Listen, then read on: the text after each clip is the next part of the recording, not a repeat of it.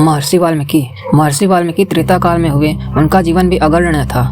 युवावस्था में उनका जीवन अग्नेय था। बाल्यावस्था से युवावस्था तक उन्होंने नाना प्रकार के प्राणियों को महाकष्ट भी दिया। नाना प्रकार के प्राणियों को नष्ट करके उनका द्रव्य ले लेना था, उसको अपने विधाता को अर्पित कर देता था तथा स्वयं आनंद में रहना उसका कार्य था। बाल्यावस्था में उसका नाम रत्नाकर था। एक समय देवर्षि नारद उनके द्वार पर आए और भी कुछ ऋषि थे। नारद मुनि ने उनसे कहा कि अरे कौन सन्यासी जाता है। नारद बोले, क्यों भाई? वाल्मीकि बोले, महाराज जो कुछ आपके पास है वह सब कुछ मेरे अर्पित कर दीजिए। नारद बोले, भाई यह क्यों लेते हो? वाल्मीकि जी, महाराज मेरे माता हैं, पिता हैं, संबंधी है, परिवार है, उनकी उदर पूर्ति के लिए। नारद जी बोले, तो भाई तुम क्यों मनुष्यों को नष्ट कष्ट दोगे? अपने अंगों से कुछ पुरुषार्थ करो। वाल्मीकि जी बोले, नहीं महाराज, यह भी तो पुरुषार्थ है। मैं इसी पुरुषार्थ को किया करता हूँ। दूसरों को कष्ट करता हूँ, द्रव्य लेता हूँ, आनंद करता हूँ। ऋषि ने कहा, तो अच्छा एक काम करो कि अपने संबंधियों से पता करके आओ कि कोई मुझे नष्ट करने लगे तो तुम मेरी सहायता करोगे या नहीं। वह वहाँ से होते हुए अपनी माता के द्वार पहुँचे और बोले, माता कोई अगर मुझे नष्ट करे तो तुम मेरी सहायता करोगी? माता ने कहा, कदापि नहीं। जो पाप कर्म करता है उसका साथी नहीं होता संसार में। यही वाक्य पिता ने कहा, यही वाक्य संबंधियों ने कहा।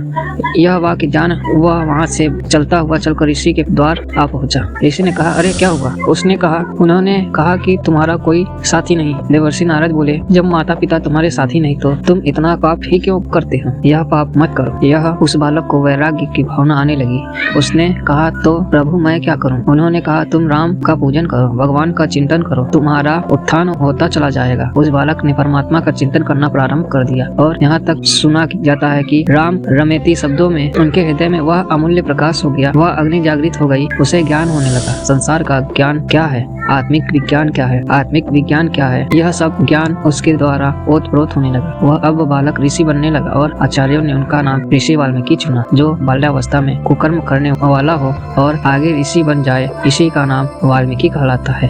वे महान प्रकांड बुद्धिमान ब्रह्मज्ञानी तत्ववेत्ता कहलाने लगे। ऋषि ने उनकी श्रुति होने लगी। ऋषि वाल्मीकि ने दशरथ से लेकर राम तक के जीवन का निर्माण किया। जीवन चरित्र का क्या, जो कुछ उन्होंने किया सबका उस पोथी रूप में निर्माण किया। वाल्मीकि जब रत्नाकर से राष्ट्रीय यज्ञ में परिणत होने लगे तो उन्होंने नारद से कहा कि महाराज आप ही मेरे कल्याण का मार्ग दे सकते हैं।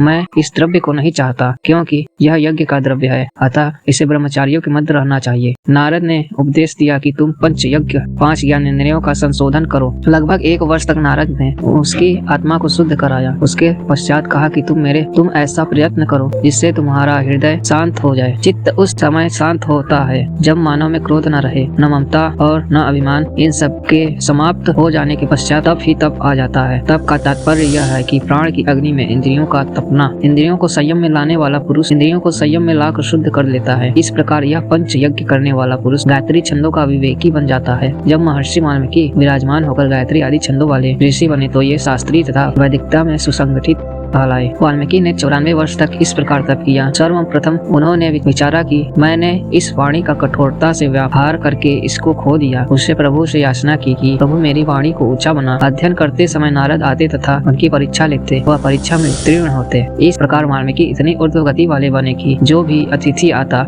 वे उसका स्वागत करते। दूसरों का हनन करके द्रव्य प्राप्त करने वाला अतिथियों की सेवा करने लगे। यही तो आत्मिक यज्ञ है। उसकी वाणी में कटुता के स्थान पर महत्ता आ गई। यह तप की महिमा तथा गायत्री माँ की करुणा है तथा प्रभु की महत्ता है। आगे चलकर वाल्मीकि ने रामायण का साहित्य लेखनीबद्ध किया। जो साहित्य उनके समीप आता रहा वही लेखनीबद्ध किया जाता रहा। वाल्मीकि आयुर्वेद के महान पंडित है। जो त्यागी और तपस्वी अन्न का पान करके औषधियों का पान करते हैं वे आयुर्वेद के पंडित हो जाते हैं।